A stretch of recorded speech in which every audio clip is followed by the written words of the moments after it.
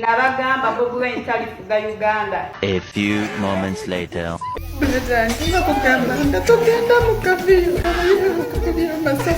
Abadde avuma Bobi Wine afiiridde ku kyeyo bannayuganda baganya omusondera ezikomyawo omulambo gwe. Omulala oyo gwolaba ku screen gwe ntandise naye abadde nga amuvuma. Waliwo okuwagira n'okuvuma. Kakati ono abadde tawagira bwagizi NRM. Ebyaddala abadde avuma nnyo n'ab'enkyukakyuka era agamba Bobi Wine talifuga azayogera ebigambo binnyo. Muganda we yakubwa amasasi ng'okulonda kuwedde era bw'ati n'asooka kubanga afiira wabula ono akaabidde wiiki namba kati plus ali mu kubanga bunaku akaaba kwe kusaba okubanga mumaleetera kikyoyigamu wenjagala atudde awo. Kakati Bobi Wine talifuga Uganda ne muwakana kati biki byendaba. Bobi Wine yagezizaako okugwesibako naye tetumwagala twamuboola. Yakesimbawo emirundi egyo esatu nga tumusuula kati ndowooza agenda kukkakana. A few moments later.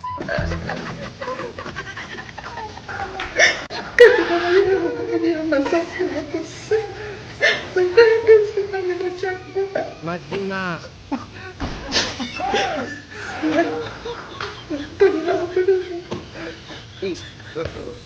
God have mercy upon us.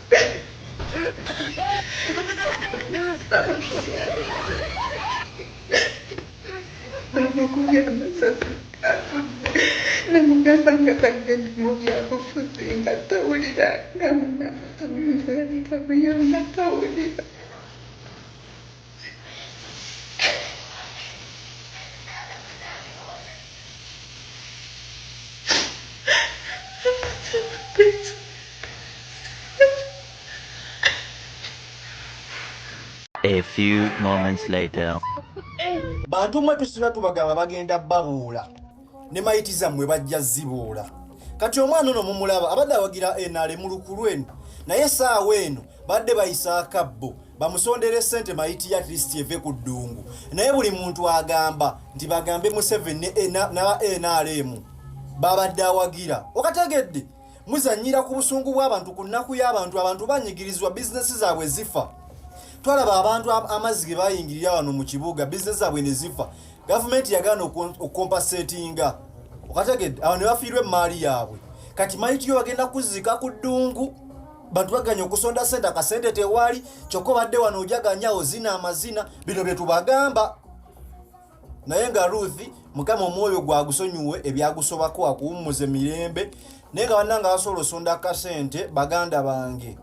Bano bonna baganda baffe newankubadde bo baabula naye tubasaasire alina kyasobola bannange agatteko bamusondere oba tebamusondera commentinga awo ate tuyingira okubanga tutambulira ddala mu video no ne likinga waliwo ebyokuyiganira Katsugi nga ayogera ku mbeera eno wabula waliwo amuli agava mu bitundu bya Kansanga omu ku badde beesimbyewo oyogera ku screen yo kigambibwa yakubiddwa amasasi security guard bugadi yamukubye ebyase ebyemujjiddewo mu bulamu bw'ensi no mawulire si malungi okuva side zeyo nako kasooka gakwenzi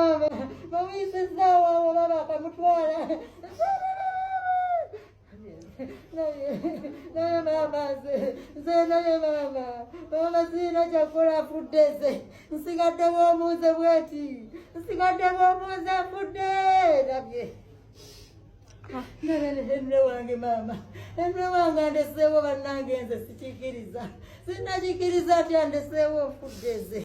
Waliwo ekintu Museveni kyolese Bannayuganda ne w'oliba ogenze sima bakirivaawo ate naddala mu abo abakuwagira. Musooke mulabe Kadamu ono yakoze video ng'asanyuse babbi akalulu ka Bobi Wine awagira NRM ennaku 3 ali mutukaabirira be yabadde awagira basebulaza we. Nina Kadamu omugwe nalaba era naye ayina video z'akola nga awagira Museveni ali ku kyeyo nagendako mu video ze enkadde naye ndaba akayumba taata we kasulamu single room taata amannyo gonna akola waati nengamba naye Mukama Katonda Kadamu yalabirira famire balinawo kapiki ewaka. Kati abantu abawagira NRM abantu babatwalira ddala ng'ekyenyinyalwa babasosola ne wafuna obuzibu abantu tebamudduukira bo basanyuka busanyusi ekintu ekyo sima oba kiriva e Uganda awo Museveni waali bagenze bantu mmwe mwetereza abantu bali bubi balina obukyayi wagira ekibiina kyo NRM mu mutima toddamu kweragira ku bantu akomewo ewakaziikibwe mu mirembe naye nga mwebereremu gwe Kadaama akyaliyo ku kyeyo muwagira wano Museveni naye ogenda tuuka ofiire ku ddungu ne mayiti yeebulwa agikomyawo naye nga kintu kiti nigamba bannayuganda nange mwesondere ne basonda bannayuganda basonda bo tebakuubanga kusonda. Mu State House waliyo abantu abatayagala President Museveni mazima nga baagala Bobi Wine bwino njamubawo basajja mivule ye alese bwino ku kiki akweye ensonga tumuwa obudde muwulirize. Eno video nkoze yammwe ab'ebitongole ebya security ne State House ebitongole byonna katwalirawo bitongole bikuuma ddembe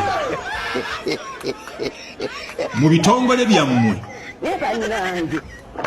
olugero Yesu yagamba nti omulabe wo anaabeeranga wa mu nnyumba yo. Indeed it has come to pass. Lutuukiridde.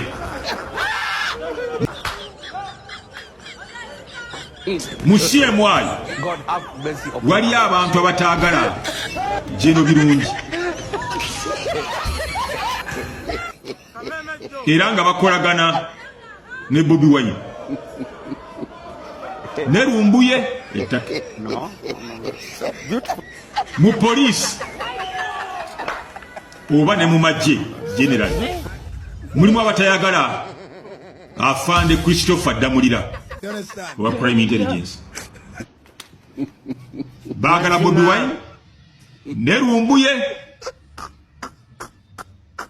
Kakati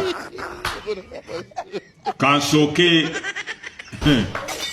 mbatwali mu State House. Bw'oyingira mu State House bw'oti nga tonnaba kutuuka waliwo batugirako amasimu biki ne batwaza ne batukebera. Bobi Wine emageri aba yategedde yobino mulina aba yategedde kati ategeera ati ekyewunyisa n'ebimu ku President Museveni bye mwogera naye afuna hint ku byo tabifuna mu bulambalamba naye ogenda okuwulira byayogera nga yabitegedde bwina bamulina nina bwino kwekyo atabusibwa ne mu State House bye mwogere ne mu President Museveni Bobi Wine abifuna ebimu of simbabula obulimba oba olusiye kenyini ayekizajaletinga naye aba ayina kyeyafunyeeko. Kakati ebintu ebimu bye muwulira mazima boogera ku CMY waliwo abakyamu ababyogera ku director ne babiweereza Lumbuye mu in his ignorance and stupidity n'abyogera ng'ebiri riyo naye nga babeera bawaayiriza ebimu biviira ddala mu CMY. Nina bwino kwekyo kwenategeera ningati nawano waliwo abakolera Bobi Wine Christopher Damulira abamu kubakukuba bali munda mu poliisi. Kakati nze bampita mu miransenafu kanjogere binandetera obuzibu nina okubyogera gatisi oyo basajja mivule katonda bwati bweyantonda. Damulira abamu kubakukuba bali munda mu poliisi bali munda mu magye gwino gwe tulina mu poliisi mulimu abakolagana n'abakyamu ababbi b'emmotoka abatta abantu mu poliisi mulimu abazika n'emmundu kakati bw'ojja n'otandika okunyutralizinga seruzi ezo tebayinza butakuba teri mulala asobola byogera basajja nivule nze mbyogera stories nazikola dda nzimanyi bwino waali abirala ne bifaayo after 7 years ebirala ne bifaayo after 5 years ne birabika nga whatever I said 5 years ago it has come to pass. Mu poliisi mulimu abakolagana n'abakyamu kati gwe bojja n'okwata bano abakyamu mu poliisi mubamu abakukyawa bawalumbuye information n'okumusasula ne bamusasula nga bamuwa ebigambo by'obulimba just packs of lies.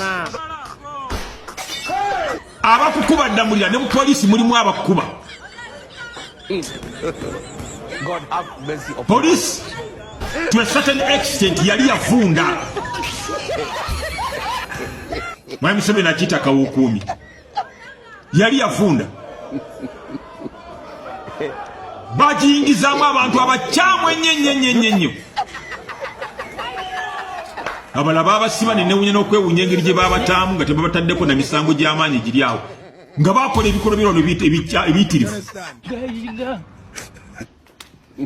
Abamu ku bantu abali mu rapid response unit bali operating lekirekawo ayya muli awunya nga mutuse mugulu mugenda bbira bakola afujjo ku baana b'abantu lirabanga omwali okubba emmotoka z'abantu omwali okubba abantu ssente zaabwe omwali okutulugunya abantu ne bazanyanga missoni ani akuwalana tuwe ssente tumutte bakola ebintu biyitirivu nenino gwanga ndyewuunya mukama waabwe ne bamugjawo ne babulawo n'abatekako n'emisango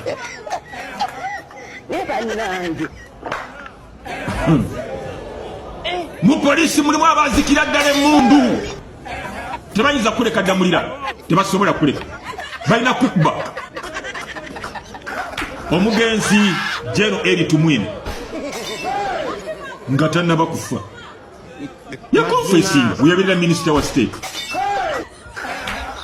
nagamba ekyamazima mu magye gaffe mulimu abakolagana n'abakyamu he confessed otegera balina bakuba kasita ovayo ogamba nti nze njagala gogola balina kukuba